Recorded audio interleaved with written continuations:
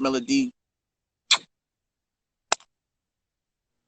beautiful human being.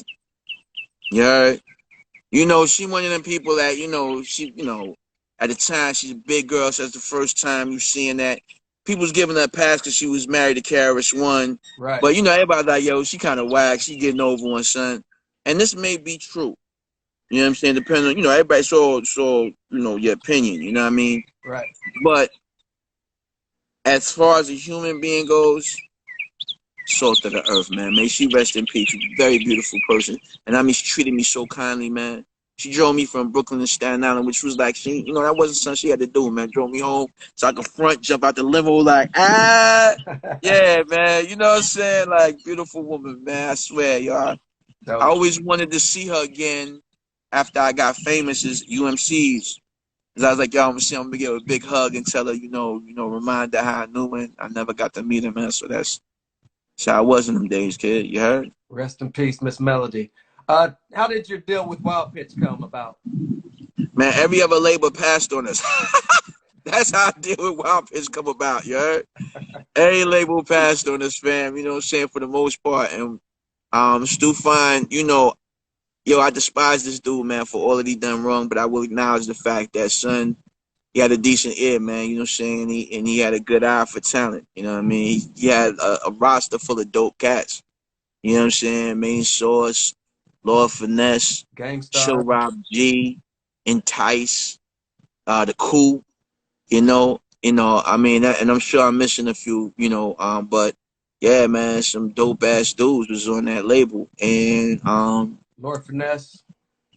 yeah, Finesse, yeah, definitely, you know what I mean, and so we end up, Premier actually walked our demo in there.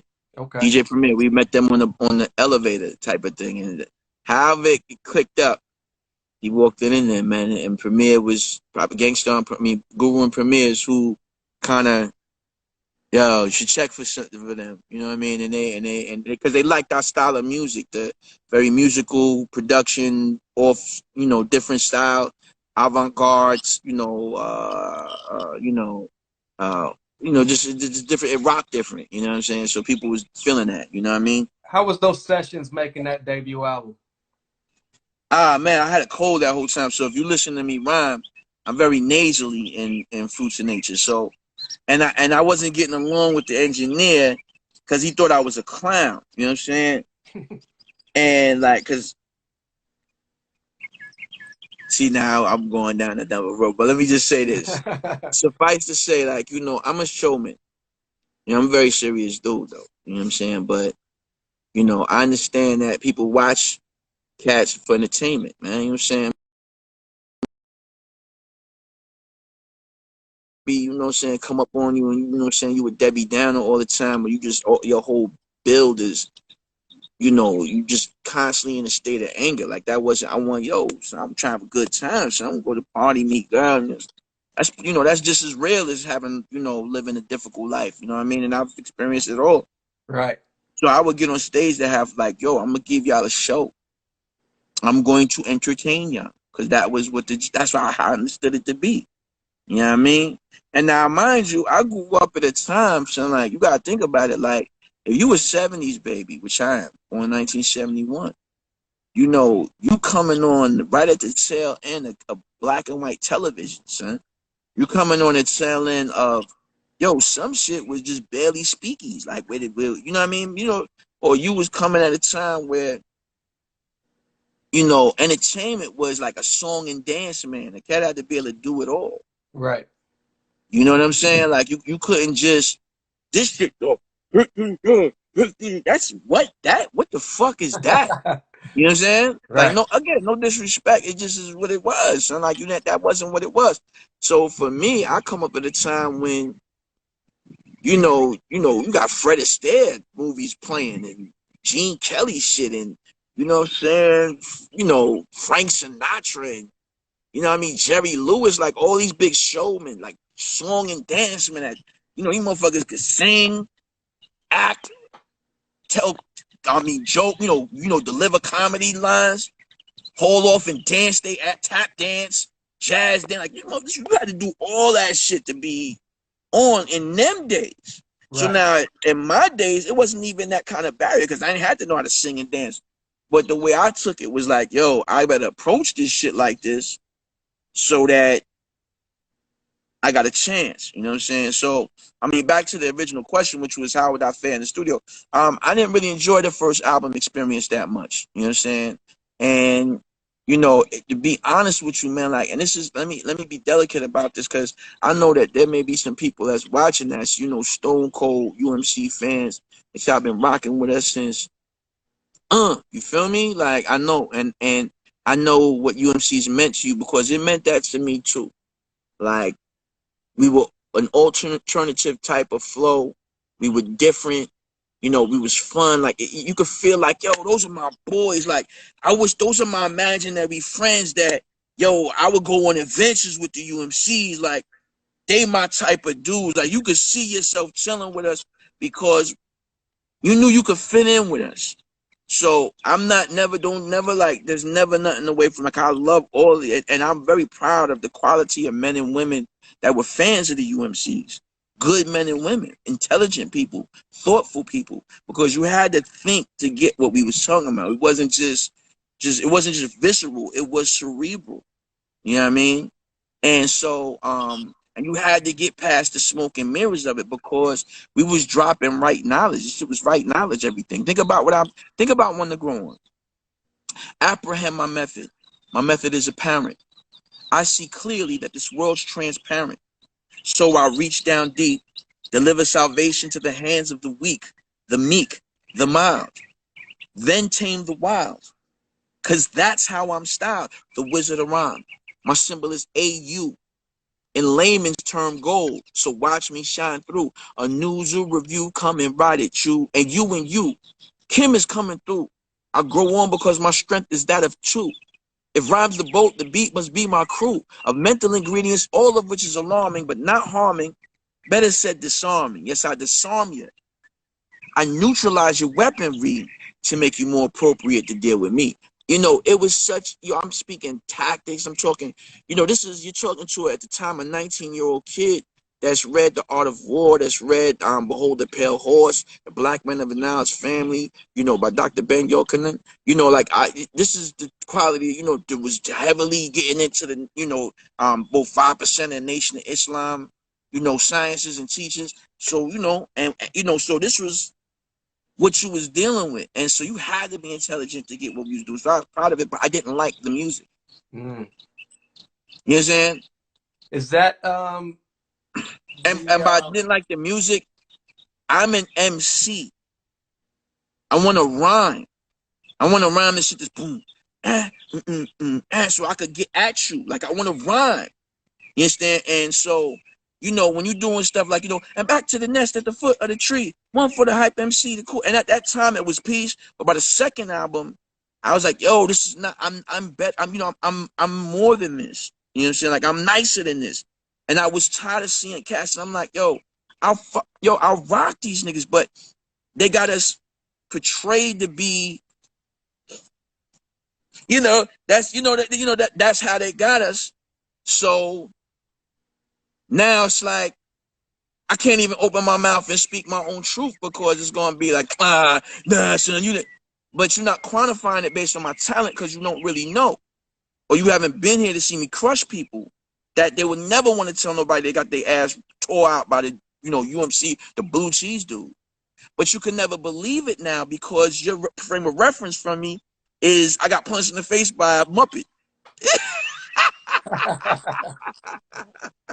So you can't, and so that was like, I think that was a chip on my shoulder that I held for many, many years, man. You know what I'm saying? That, I just wanted people to know I'm nice with mine. Like, let me say this, man, as an artist, man, a lot of people really get it fucked up with the experiences. Like, it's like playing in the NBA, you would bust your ass your whole life to become eligible to be drafted into the NBA. And you could even somehow another out of the millions, hundreds of thousands of kids trying to achieve health from going from just playing in high school to go to college and play D1. You Right. understand? And then to get a scholarship, like there's so many people gonna drop up before scholarship happens. You understand? Much less actually play. Then you get to play, but whether you even get to start, where you even matter. You was nice on the block, but here you're nothing.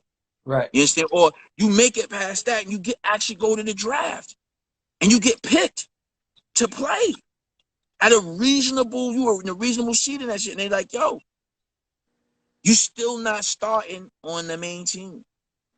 You're still not getting them same numbers. Like you can't really distinguish yourself. And you're not getting in there with $1 million contract because you didn't get that kind of hype from the people that were handling your career. So does this And that was U.M.C's, you know what I'm saying? does that explain the style change on your sophomore album? Well, here it is, you know what I'm saying? The style change somewhat. You got to keep, here's what's happening. So, rapper puts out a record, right?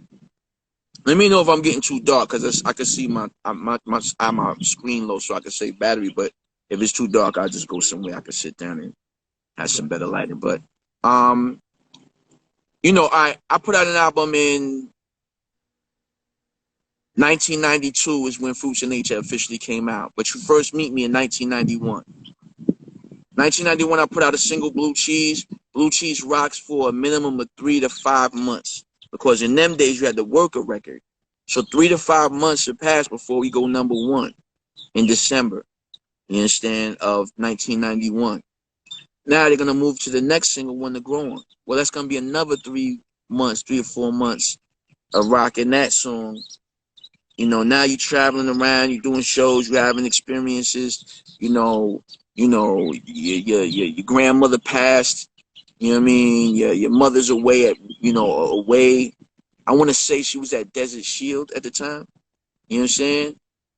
Your brother's away and in the military. You know what I mean? You know, you got a kid on the way. You know what I mean? You're raising a kid. Yo, and you're getting jerked royally through all of this. You're not getting paid for anything that you've done. You're Right. traveling around the world, you're ripping shows, you're busting your ass, and you got really nothing to show for it. In fact, if you worked at McDonald's part-time for the same duration that you were running around traveling, you would have made more money for yourself and been a more situated individual, but that wasn't how it went. So, all that to say that that shit was terrible. You know what I'm saying? And when we did the second album, I had this apartment that had 3 windows. 2 of them faced each other, all right? And the other one faced a brick wall behind me. This is shit was crazy. And now if you listen to the first album, I say a line in the song called What I Got Is Gonna Last. It says, "Need no narcotics, I be flying high naturally. Nobody bugs like Kool in me. Watch me ease on down the road of strife. 2 kids and 1 wife make for a good life. I read the prophecy so I could profit. Responsibly, I drop it. Or rather, I say manifest it because drop implies to stop it. So now I'm prophesizing on myself in this song, not realizing it, right? And, the living conditions got rough, man. And the situations we experienced got rough. And I want to say this is right after we got in an altercation with like the Hit Squad goons. You understand what I'm saying? So, so much was happening, fam, and you haven't really seen me in at least a year almost. And all of these things have happened, and now I'm going back to the studio, an entirely different human being. Not Gotcha. entirely, but you understand, I'm a different man now. I am a man in Right. some way.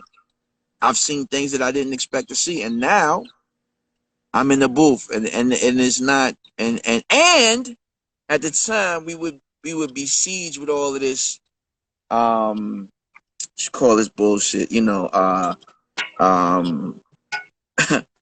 would think that I despise EPMD because like certain shit they did, like literally put us in a bad position, but they was just doing what was for them to do. Like they was making smart moves with their brand. Like I'm not mad at it in retrospect at all, but at the time I was under pressure because You know, that was that, yo, beware of the crossover. You know, like it was that vibe. So, you know, like happy rap, that. So we was labeled anything that was abstract or too intelligent or too pro-blackish, or you was dancing in that shit, you was called a happy rapper. So, you know, you got a bunch of stuff like that happening. Let me get in the light while we chop it up. All right. You got a bunch of stuff happening like that. And you go in the studio, fam, you on fire, man. And I would say this. Again, you know, a lot of stuff, like I hear like a lot of cats be talking shit about hip hop, like cats is so, you know, bona fide. Look at the size of this motherfucking frog, boy. This motherfucker right here, Jack. Yo, listen, if I wasn't on the live right now,